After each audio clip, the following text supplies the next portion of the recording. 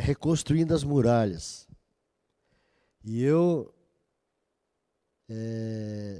comecei a manusear ali o livro de Jeremias, depois de Neemias, e temos ali algumas coisas contemporâneas que o profeta Jeremias já previa sobre esses acontecimentos. E na quarta-feira passada nós fizemos uma rápida meditação sobre quando nós nos humilhamos e nos submetemos, Deus atende às nossas orações, também baseada no livro de Neemias, que se compadeceu diante daquele quadro catastrófico que Jerusalém estava, as muralhas e os portais todos caídos.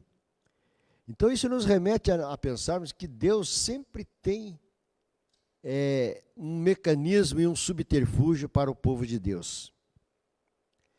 E se nós observamos ali a história, nos relata que o povo de Deus andou dissolutamente, desobedeceu, e por muitas vezes havia já a notificação de que iria acontecer aquilo, Isaías, Jeremias, e que se o povo não andasse segundo os seus preceitos, aconteceria exatamente o que aconteceu. O povo foi cativo, as muralhas foram destruídas, o templo foi roubado. Então, isso nos remete, nesse momento aqui de culto, de oração, a reconstruirmos, a refazermos muitas coisas da nossa vida. Em especial, já que nós estamos falando espiritualmente, né? Vamos fazer aqui uma analogia da situação que o mundo hoje vive. Eu fico imaginando que aos mesmos moldes daqueles tempos, por mais que houvesse a promessa de Deus, por mais que Deus, por muitas vezes, usou profetas, usou pessoas, olha, não faça assim porque Deus não se agrada e tal.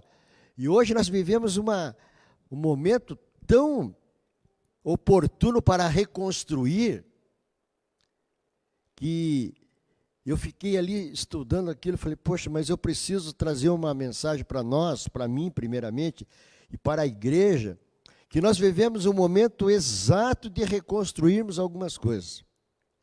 E esse pós-pandemia, ainda estamos, não sei se no meio, na metade, no final dessa pandemia, mas esse ano também nos sugestiona a nós termos essa capacitação de reconstruir, porque você veja bem os moldes que a nossa igreja está vivendo hoje. Completamente, uma configuração completamente diferente do que até hoje nós evidenciamos. Eu estou com 60 anos e eu nunca tinha visto algo parecido e acabamos evidenciando. E com certeza os moldes operantes da igreja vão ter que ser readaptados. Então não deixa de ser uma reconstrução, não é verdade, meus irmãos? É uma reconstrução. Então é um tempo de nós orarmos, buscarmos a Deus, para que Deus nos capacite, assim como capacitou Neemias, que se compadeceu vendo. Eu fico me colocando na posição de Neemias, um camarada que estava ali, digamos assim, embora ele estivesse lá mas o povo todo cativo e tal, mas ele estava numa situação privilegiada, porque ele era copeiro do rei. E sendo copeiro do rei, ele estava presente em todos os momentos em que o rei estava, porque, com certeza, além dele servir, ele provava as iguarias e tal. Então ele tinha um destaque, se é que podemos dizer assim, e então ele não precisaria pensar no povo que havia desobedecido, que havia descumprido todas as normas que Deus havia deixado, né? Desde lá do tempo de Moisés, quando mandou escrever todos os estatutos, todas as leis, para que o povo andasse regidos por aquele regulamento, mas mesmo assim a história nos revela que, por todas as vezes, Deus ainda teve misericórdia do povo. E nós vivendo hoje no 2020, olhando para todo esse quadro que antecedeu até agora, nós olhamos e como cristãos, como servos de Deus, eu quero me sentir como Neemias, e de nós podemos então tomar uma iniciativa de reconstruir algo. E eu queria, antes de ler o texto que nós vamos, eu queria ver duas porções bíblicas para que nós pensássemos. E depois nós entrarmos propriamente no texto que nós vamos falar.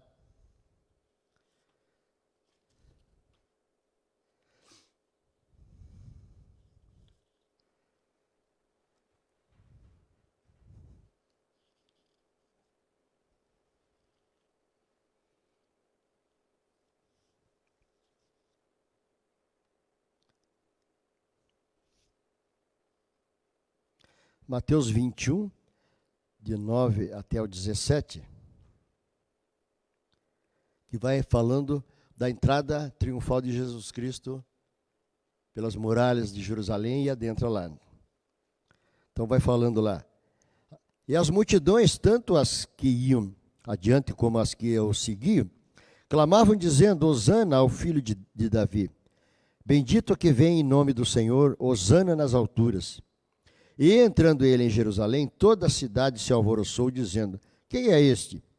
E a multidão dizia: Este é Jesus, o profeta de Nazaré da Galileia. E entrou Jesus no templo de Deus, e expulsou todos os que vendiam e compravam no templo, e derribou as mesas dos cambistas e as cadeiras dos que vendiam pombas. E disse-lhes: Está escrito: A minha casa será chamada casa de oração, mas vós a tendes convertido em covil de ladrões. E foram ter com ele ao templo cegos e coxos, e curou-os. Vendo então os principais dos sacerdotes e os escribas as maravilhas que fazia, e os meninos clamando o templo: Hosana ao filho de Davi, indignaram-se. E disseram-lhe: Ouves o que esses dizem? E Jesus lhe disse: Sim. Nunca lestes pela boca dos meninos e das criancinhas de peito tiraste o perfeito louvor. E deixando-os, saiu da cidade para Betânia, e ali passou a noite. Então nós observamos aqui a entrada triunfal de Jesus, conforme já havia predito, né? Que ele entraria pelos portais e tal. E logo mais ali, mais uma vez, passaria esses mesmos portais, esses mesmos muros, por uma nova derribada. Ali pelo ano 70, mais ou menos, ali, houve mais um ataque em Jerusalém. E nova reconstrução se sucedeu depois de tanto tempo. E vejam só, o que já predizia o nosso profeta Ezequiel, lá no capítulo 22, no verso 25 ao 30, ele vai falando: Conjuração dos seus profetas há no meio dela, como um leão que ruge, que arrebata a presa. E eles devoram as almas, tesouros e coisas preciosas, tomam, multiplicam as suas viúvas no meio delas. Os seus sacerdotes transgride a minha lei e profano as minhas coisas santas. Entre o santo e o profano não fazem diferença, nem discernem o impuro do impuro. E de meus sábados esconde os seus olhos, e assim sou profanado no meio deles. Os seus príncipes no meio delas são como lobos que arrebatam a presa para derramarem o sangue, para destruírem as almas para seguirem a avareza. E os seus profetas têm feito para eles reboco de cal mal adubada, vendo vaidade e predizindo-lhes mentiras e dizendo: Assim diz o Senhor Jeová, sem que o Senhor tivesse falado. Ao povo da terra oprimem gravemente, e andam roubando e fazem violência, ao aflito e ao necessitado, e ao estrangeiro oprime sem razão. E busquei dentre eles um homem, que estivesse tapando o muro, e estivesse na brecha perante mim por esta terra, para que eu não a destruísse, mas ninguém achei. Meus amados, diante dessas certezas bíblicas, nós verificamos que o mundo passou por todo esse tempo e continua a mesma coisa, não é verdade? Aqui o profeta estava fazendo menção daqueles homens que manipulavam e trabalhavam no templo, fazendo avarezas, fazendo trapaças, da mesma maneira que nós vivemos hoje. E hoje nós vivemos num tempo tão lastimável, que eu tinha por certo que a minha vida eu não alcançaria tais coisas que nós ouvíamos, né, no passado, os nossos avós ali por ali falarem, vocês vão viver um tempo assim, assados. A gente ficava conjecturando, isso aí nunca vai chegar esse tempo. E nós chegamos. E foi assim tão sorrateiro, né, vamos dizer assim, essa chegada dessas coisas novas, dessas mudanças, que nós precisamos agora reconstruir, meus irmãos. Nós como igreja, nós como servo de Deus, eu como templo do Espírito Santo, imagem e semelhança de Deus, eu tenho que repudiar tudo isso e tenho que ser um reconstrutor como Neemias. Quando ele viu tudo aquilo, ele falou assim, poxa, mas Deus era no meio desse povo, Deus é que mandou nesse povo, Deus é que fez tudo, agora todo destruído. E ele se compadeceu daquilo, se humilhou perante Deus, pediu primeiramente a Deus, depois foi falar com o rei, e foi dado a ele toda a autoridade, toda a capacitação para que ele pudesse fazer essa reconstrução. E a gente observa que lá na frente, quando tudo reconstruído, Esdras leu a palavra de Deus, e o povo se compungiu, o povo se alegrou, o povo se converteu. Então, de tempo em tempo, há necessidade de uma certa retomada de posição.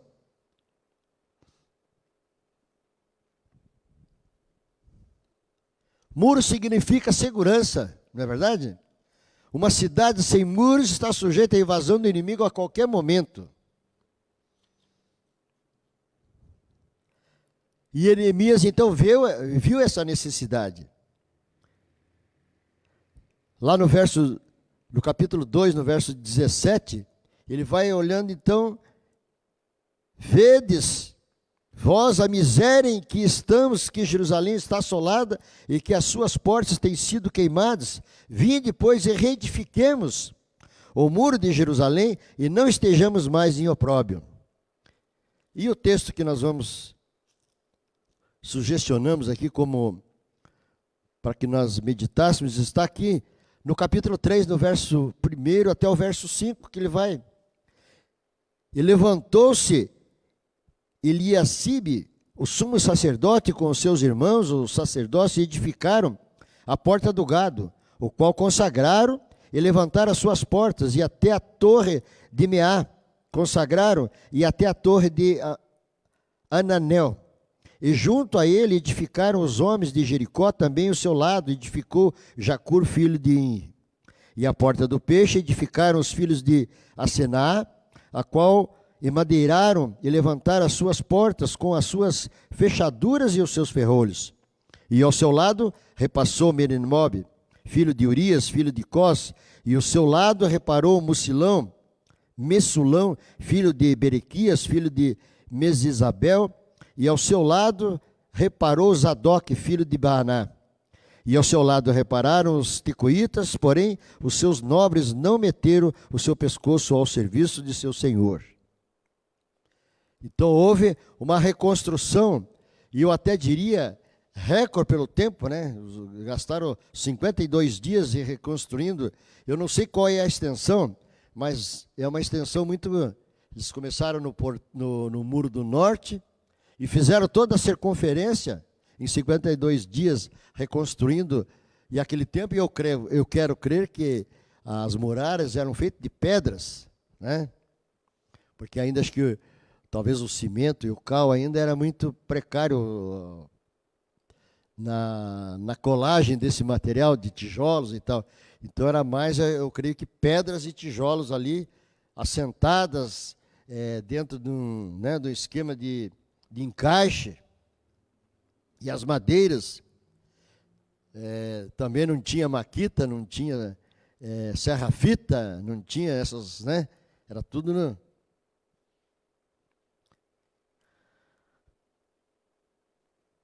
É preciso fechar todas as brechas para que o inimigo não encontre nenhuma fissura, nem uma fenda para que ele possa minar e adentrar, não é verdade? Então eu creio que essa reconstrução foi muito, porque naquele tempo a garantia de toda a cidade, de todo o povo, estava dentro das muralhas.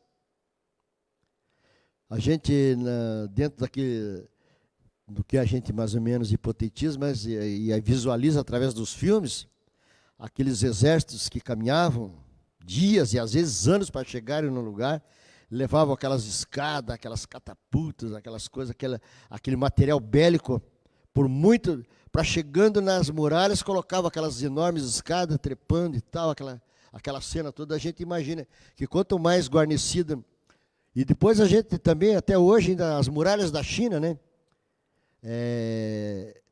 Eu quero crer que na época devia ser uma fortaleza intransponível, porque eu estava vendo, em cima das muralhas dá para passar,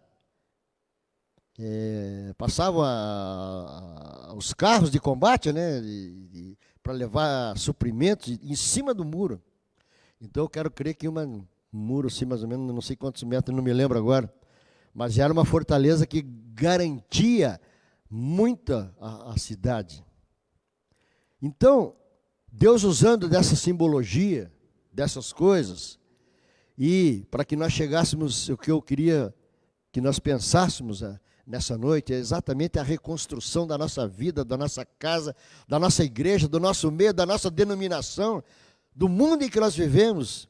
A igreja precisa ser um Neemias para chegar naquele amontoado de coisas e realmente reconstruir algo para que possa ser algo que venha representar algo na nossa vida.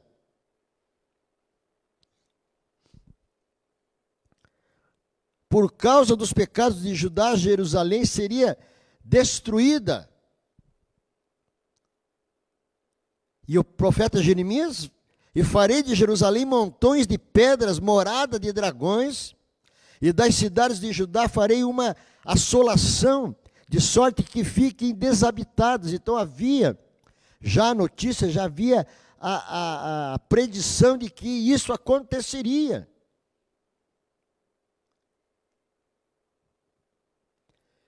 Uma edificação que foi construída nos dias de Salomão, depois foram reforçados, né, lá no reinado de Ezequias, e Nabucodonosor veio e destruiu tudo, da forma que estava agora, nesse cenário que nós vivemos.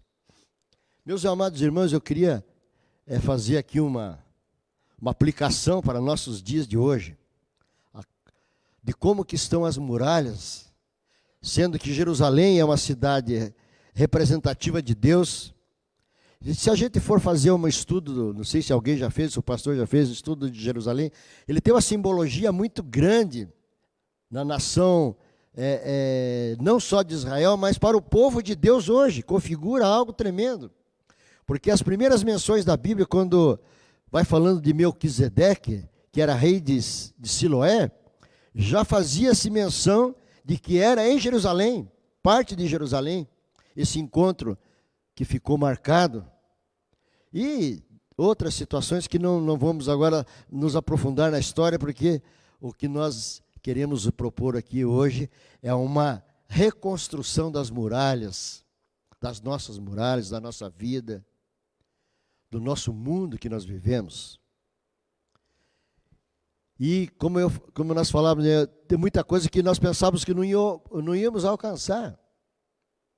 Ao ponto de se chegar, aqui em termos de Brasil, vamos falar assim, né? de chegarmos ao cúmulo de podermos estar vendo todos os dias digamos assim, uma briga política e social e religiosa travada em como aplicar algumas fórmulas novas de vida para as gerações que estão vivendo, que estão vindo para o mundo. Essa questão dos gêneros, de você escolher, de você decidir quem você é depois de não sei quanto tempo, de banheiros sociais, você pode ir com não sei o quê e tal. Então, coisas que você vê que realmente são coisas do final, coisas que realmente é algo assim, abominável. Talvez da mesma proporção que o povo lá no passado tomou conta da civilização, chegando ao ponto das muralhas da cidade serem destruídas, porque Deus abominava a conduta daquela gente que estava dentro daquela cidade. E eu faço uma analogia para os dias de hoje, que as nossas muralhas já estão destruídas há muito tempo, meus irmãos. Não é verdade? Fazendo um comparativo relativo àquela situação que Deus havia colocado ali como uma simbologia, mas de uma validade, de uma intensidade, digamos assim, com uma propriedade muito grande, de Deus simbolizando todo aquele aparato, preservando a humanidade e o povo, para que o povo não infringisse as leis, para que não sofresse. Além do pecado adentrar no coração daquelas pessoas, sofreram as consequências do pecado dentro do grupo que estava dentro da cidade, mas também ocasionou que a revolta e as coisas que outros reinos vieram e dominaram, destruíram os valores, destruíram a igreja, o templo, né, primeiramente, e destruíram a cidade. E hoje nós estamos na iminência de termos todos os nossos valores destruídos. Não estou aqui fazendo campanha política, mas estou fazendo aqui um apelo espiritual, como pastor, como servo de Deus, para que nós tomemos uma posição de reconstruirmos esses valores que são primordiais para a continuidade da humanidade. Não é verdade? Valores tão essenciais e valores tão notórios que hoje chegamos ao cúmulo de termos aí já igrejas comandadas por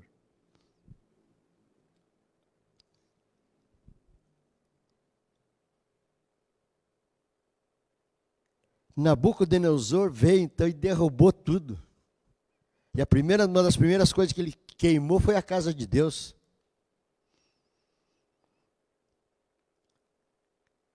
O muro significa doutrina e ensino.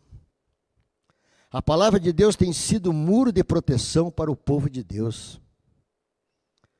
E mais do que nunca hoje nós temos que preservar.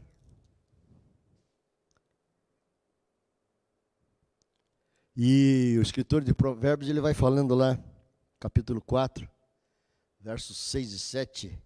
Não desampares a sabedoria, e ela se guardará, ama ela, conservará. A sabedoria é coisa principal. Com tudo o que possuis, adquire o conhecimento. Então Deus estava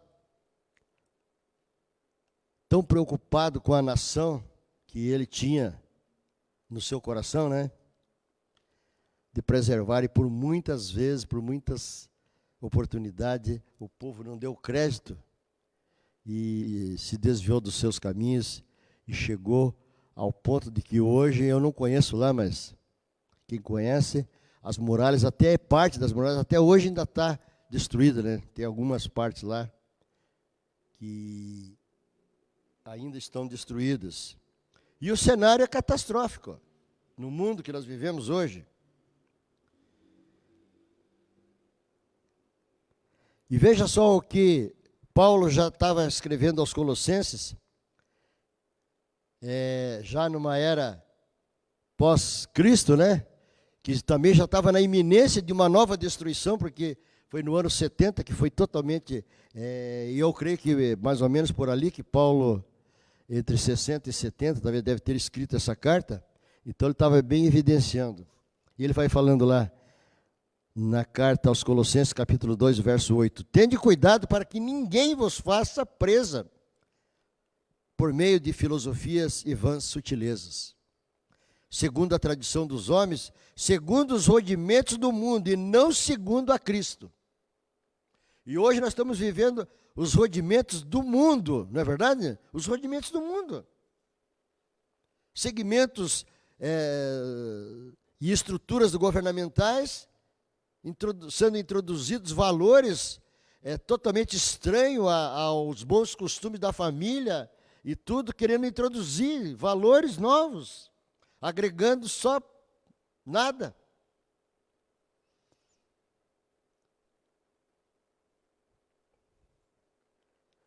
O simbolismo das portas, e nós já vamos fazer um fechamento aqui logo.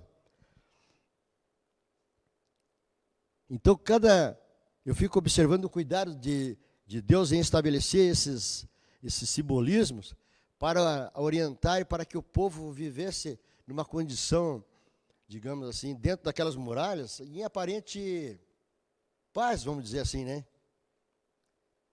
Estabelecendo aquelas muralhas, aquelas portas, cada uma com o destino, cada um com uma condição de entrada e de saída, para que não houvesse tráfego intenso, de muito. Então, tudo certinho, tudo direcionado. Veja só, a porta do peixe simboliza o trabalho de ganhar almas para o reino de Deus. A porta velha fala da tradição e dos marcos antigos, a própria condição de servir a Deus, de adorar a Deus, de estar com Deus, de não se afastar dos caminhos de Deus. A porta do vale saíam as impurezas, simbolizando a limpeza que deve haver na casa de Deus. Quer dizer, quando há uma coisa que venha macular a casa de Deus, tem que ser expurgada, tem que ser limpa, não pode permanecer. E hoje nós temos evidenciado tanta coisa, né? Tanta imundícia querendo ser implantada na nossa vida, no nosso meio, na igreja. A porta do monturo, onde sai o lixo, que o lixo precisa ser expurgado no meio do ambiente em que nós vivemos, para que haja uma condição sanitária razoável, né, para nós vivermos. A porta da fonte, para as bênçãos divinas em nossa vida. A porta dos cavalos simboliza as nossas lutas e as nossas guerras. A porta oriental simboliza a vinda de Jesus. E essa marca do Oriente já estava prevista lá no seu nascimento. Quando os magos vieram ali, né? Mateus capítulo 2, verso 2. Onde está aquele que é nascido o rei dos judeus? Porque vimos a sua estrela no Oriente e viemos adorá-la. Então, simbolizando esta marca. E depois também, com certeza, a sua segunda vinda. Que a nossa porta do nosso coração esteja sempre aberta. Não é verdade, meus queridos? Que a porta de acesso do nosso coração, para que o reino de Deus possa... Porque Jesus falou lá, Evangelho de São João, capítulo 10, verso 9. Eu sou a porta, se alguém entrar por mim, salvar-se-á. E entrará e sairá e achará pastagens. Então não há outro caminho. Não há outra porta a não ser a porta de Jesus em nossa vida. Meus queridos irmãos, para nós não tomarmos mais tempo, a minha intenção desta noite era transmitir uma palavra de reconstruir a nossa vida. Como é que você está na tua casa, na tua família, na tua vida? A tua vida pessoal. É um tempo de nós reconstruirmos. É um tempo de nós reavaliarmos as nossas condições, a nossa conduta, o nosso relacionamento com Deus, como é que está? Será que precisa de um conserto? Precisa de nós colocarmos ali mais um concretozinho, mais uma madeirinha daquela para firmar? Meus queridos irmãos, é tempo de nós reavaliarmos. E nesse tempo que nós vivemos aqui, meio confinados em nossa casa, né? Talvez muitos de vocês leram muitos livros, pensaram muita coisa, assistiram muito filme, muita coisa. E eu, só para finalizar, eu queria fazer uma referência de um filme que eu acabei assistindo e não consegui voltar. Eu assisti no YouTube. Um filme que retratava ao século XIX, 1800 e algumas coisas, num seminário lá próximo eu não sei se de Nova York ou eu não me recordo bem. Mas a realidade é que o filme iniciava dentro de um seminário teológico, onde se reunia ali vários professores, e um professor trazia os escritos de um livro, onde ele queria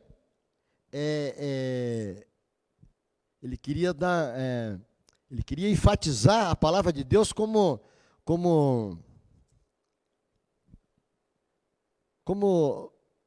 eles querem fazer hoje aqui. Dá uma amenizada na palavra de Deus, certo? Dá uma palavra num determinado livro da Bíblia lá e tal. E aí, todas as pessoas ali, votando ali, não, eu sou a favor, então tá beleza. Mas um camarada se levantou. Não. Você precisa ver, vai lá na minha casa e tal, não sei o quê. E ele relutou por muito tempo, daí foi lá, acabou indo na casa dele. E esse camarada mostrou algo para ele lá. É um filme, digamos assim, de ficção.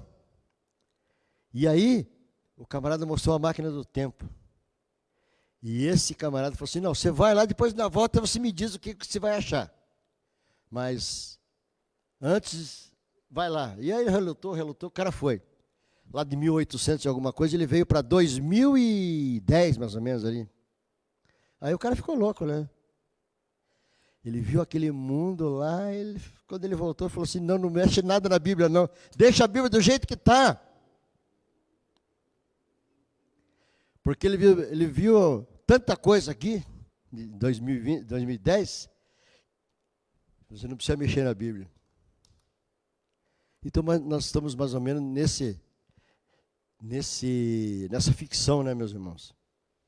E eu achei muito interessante esse filme, sendo um conteúdo muito... Eu fiz uma breve, e não me lembro nem o nome do filme para os irmãos assistir, mas é um filme assim que nos traz a meditar e pensar muito nas coisas que nós muitas vezes queremos modificar e queremos ansiar.